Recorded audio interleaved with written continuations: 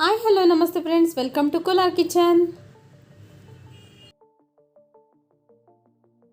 ಬನ್ನಿ ಫ್ರೆಂಡ್ಸ್, ಇವತ್ತಿನ ವಿಡಿಯೋದಲ್ಲಿ ರೋಡ್ ಸೈಡ್ಗಳೆಲ್ಲ ಮಾಡುವಂತಹ ಮಸಾಲೆ ಪೂರಿನ ನಾವು ತುಂಬಾ ಈಸಿಯಾಗಿ ಹಾಗೆಯೇ ಹೆಲ್ದಿಯಾಗಿ ಮನೇಲಿ ಯಾವ ಥರ ಮಾಡ್ಕೊಳ್ಳೋದು ಅಂತ ತಿಳಿಸ್ಕೊಡ್ತೀನಿ.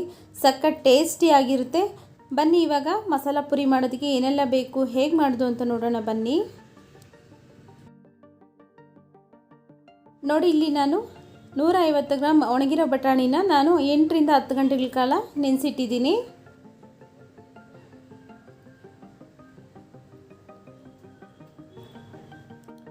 ಹಾಗೆಯೇ ಇದರಲ್ಲಿರುವ ನೀರನ್ನೆಲ್ಲ ಸಪ್ರೇಟ್ ಮಾಡಿ ಇವಾಗ ಈ ಬಟಾಣಿನೆಲ್ಲ ಕುಕ್ಕರ್ಗೆ ಹಾಕೊಳ್ಳೋಣ.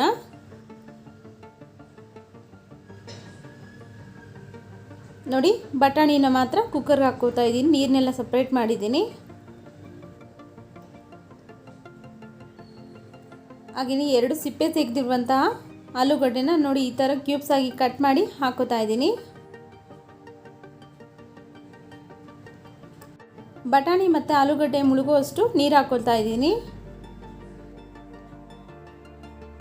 ಇವಾಗ ಒಂದು ಲಿಡ್ ಕ್ಲೋಸ್ ಮಾಡಿ ಸ್ಟವ್ ಮೇಲೆ ಇಟ್ಟು 2 ವಿಸಿಲ್ ಕೂಗಿಸೋಣ. ನೋಡಿ, ಸ್ಟವ್ ಮೇಲೆ ಇಟ್ಟಿದ್ದೀನಿ.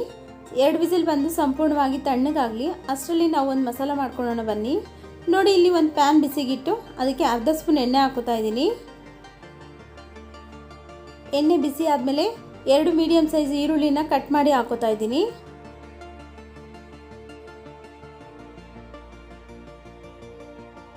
ಇವಾಗ ಇದಕ್ಕೇ ಒಂದು 5 ರಿಂದ 6 ಹಸಿಮೆಣಸಿನಕಾಯಿ ಹಾಕೋತಾ ಇದ್ದೀನಿ. 1 ಇಂಚು ಶುಂಠಿ ಹಾಗೆಯೇ 1 ಗಡ್ಡೆ ಬೆಳ್ಳುಳ್ಳಿ ಹಾಕೋತಾ ಇದ್ದೀನಿ. ಇವಿಷ್ಟನ್ನು ಎಣ್ಣೆಲೆ ಚೆನ್ನಾಗಿ ಫ್ರೈ ಮಾಡ್ಕೊಳ್ಳೋಣ.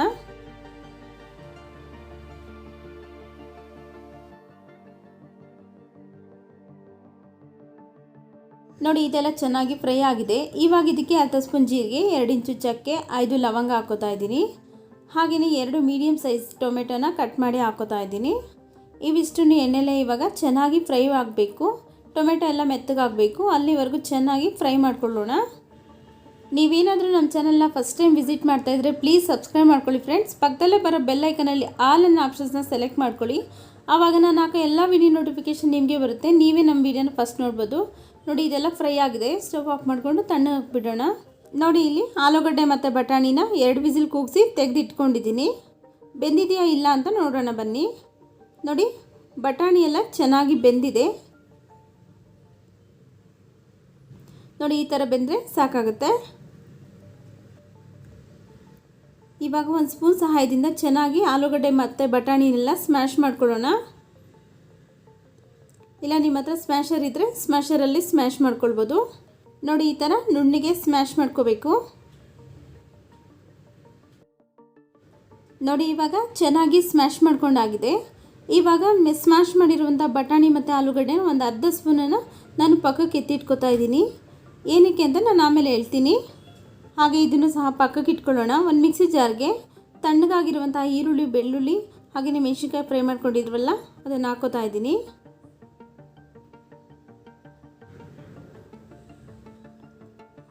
ಒಂದು ಇಡೀ ಆಗೋಷ್ಟು ಹಸಿ ಪುದೀನ ಸೊಪ್ಪು ಹಾಕೋತಾ ಇದ್ದೀನಿ.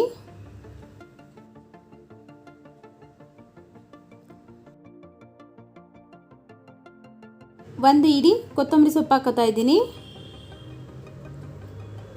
ಆಗಲೇ ಬಟಾಣಿ ಮತ್ತು ಆಲೂಗಡ್ಡೆ ಬೇಯಿಸಿರುವಂಥ ಮಿಶ್ರಣನ ತೆಗೆದಿಟ್ಕೊಂಡಿದ್ರಲ್ಲ ಅದನ್ನು ಹಾಕೋತಾ ಇದ್ದೀನಿ. ಇದು ಹಾಕೋದ್ರಿಂದ ಮಸಾಲೆ ಗಟ್ಟಿ ಬರುತ್ತೆ ಅಂತ ಇವಾಗ ಒಂದು ಸ್ವಲ್ಪ ನೀರು ಹಾಕ್ಕೊಂಡು ನುಣ್ಣಗೆ ರುಬ್ಕೊಂಬರೋಣ. ನೋಡಿ, ಈ ಥರ ನುಣ್ಣಗೆ ರುಬ್ಕೊಳ್ಬೇಕು.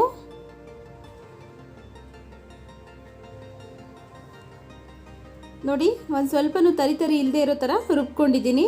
ಈ ಥರ ಫೈನಾಗಿ ಪೇಸ್ಟ್ ಮಾಡ್ಕೋಬೇಕು. ನೋಡಿ, ಇಲ್ಲಿ ಒಂದು ಬಾಣಲಿ ಬಿಸಿಗಿಟ್ಟು ಅದಕ್ಕೆ 1 ಸ್ಪೂನ್ ಎಣ್ಣೆ ಹಾಕೋತಾ ಇದ್ದೀನಿ. ಎಣ್ಣೆ ಬಿಸಿ ಆದಮೇಲೆ ಅರ್ಧ ಸ್ಪೂನ್ ಧನಿಯಾ ಪುಡಿ, ಅರ್ಧ spoon garam masala, chaat masala 1/4 spoon, chilli powder ಅರ್ಧ ಸ್ಪೂನ್ ಹಾಕೋತಾ ಇದ್ದೀನಿ. ಬಿಸಿಯಾಗಿರುವಂಥ ಎಣ್ಣೆಗೆ ಹಾಕಿ ಫ್ರೈ ಮಾಡ್ಕೋಬೇಕು. ನೋಡಿ, ಲೋ ಫ್ಲೇಮಲ್ಲಿ ಇಟ್ಟು ಫ್ರೈ ಮಾಡ್ಕೊಳ್ಳಿ. ಹೈ ಫ್ಲೇಮಲ್ಲಿ ಇಟ್ಟರೆ ಎಲ್ಲ ಸೀದೋಗಿಬಿಡುತ್ತೆ. ಅದಕ್ಕೋಸ್ಕರ ಲೋ ಫ್ಲೇಮಲ್ಲಿ ಇಟ್ಟು ಚೆನ್ನಾಗಿ ಫ್ರೈ ಮಾಡ್ಕೊಳ್ಳಿ. ಒಂದು 10 ಸೆಕೆಂಡ್ ಫ್ರೈ ಮಾಡಿಕೊಂಡ್ರೆ ಸಾಕಾಗುತ್ತೆ. ಇವಾಗ ಇದಕ್ಕೆ ರುಬ್ಕೊಂಡಿರುವಂತಹ ಮಸಾಲೆ ಹಾಕೋತಾ ಇದ್ದೀನಿ. ಇದಿಷ್ಟನ್ನು ನಾವು ಇದರ ಹಸಿ ಸ್ಮೆಲ್ ಹೋಗೋವರೆಗೂ ಫ್ರೈ ಮಾಡ್ಕೊಳ್ಳೋಣ. ಒಂದು 2 ರಿಂದ 3 ನಿಮಿಷ ಫ್ರೈ ಮಾಡಿಕೊಂಡ್ರೆ ಸಾಕಾಗುತ್ತೆ.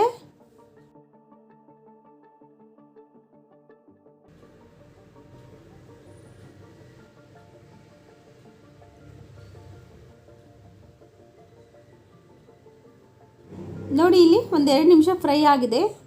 ಇವಾಗ ಇದಕ್ಕೆ ಮೊದಲೇ ನಾವು ಸ್ಮ್ಯಾಶ್ ಮಾಡಿ ಇಟ್ಕೊಂಡಿರುವಂತಹ ಬಟಾಣಿ ಮತ್ತು ಆಲೂಗಡ್ಡೆನ ಹಾಕ್ಕೋತಾ ಇದ್ದೀನಿ.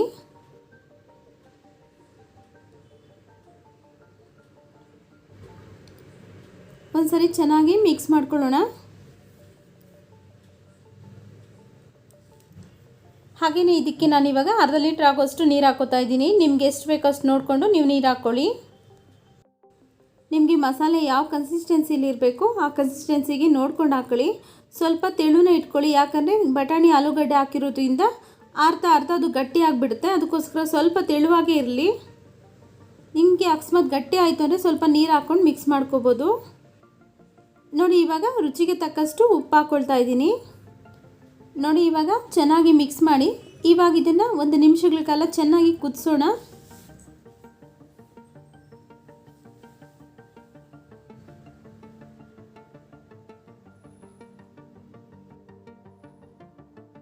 ನೋಡ್ಕೊಳ್ಳಿ, ನಿಮಗೆ ನೋಡಿ ಈ ಥರ ಕನ್ಸಿಸ್ಟೆನ್ಸಿಲಿದ್ದರೆ ಸಾಕಾಗುತ್ತೆ. ನೋಡಿ 1 ನಿಮಿಷ ಆಗಿದೆ. ಇವಾಗ ಸ್ಟವ್ ಆಫ್ ಮಾಡ್ಕೊತಾ ಇದ್ದೀನಿ. ಪೂರಿ ಕರಿಯೋದಕ್ಕೋಸ್ಕರ ಎಣ್ಣೆ ಬಿಸಿಗಿಟ್ಟಿದ್ದೀನಿ. ಎಣ್ಣೆ ಬಿಸಿ ಆದಮೇಲೆ ಈ ಥರ ರೆಡಿಮೇಡ್ ಪೂರಿನ ನಾನು ಒಂದೊಂದಾಗಿ ಹಾಕಿ ಎಣ್ಣೆಯಲ್ಲಿ ಫ್ರೈ ಮಾಡ್ಕೊತಾ ಇದ್ದೀನಿ.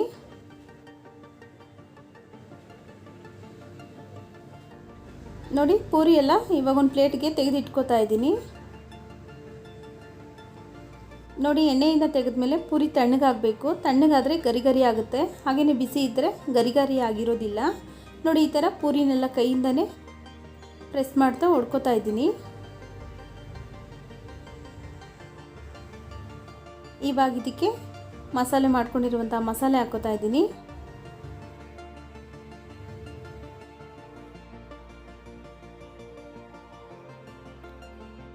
ನೋಡಿ ಮಸಾಲೆ ಹಾಕ್ಕೊಂಡಾಗಿದೆ. ಸಣ್ಣದಾಗಿ ಕಟ್ ಮಾಡಿರುವಂತಹ ಈರುಳ್ಳಿ ಹಾಕ್ಕೋತಾ ಇದ್ದೀನಿ.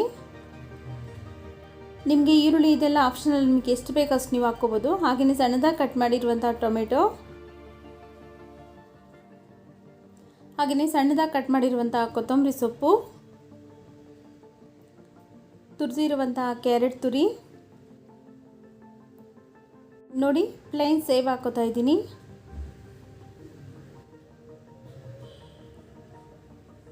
ನೋಡಿ ಮಸಾಲ ಪುರಿ ರೆಡಿಯಾಗಿದೆ. ಸರ್ವ್ ಮಾಡಿ.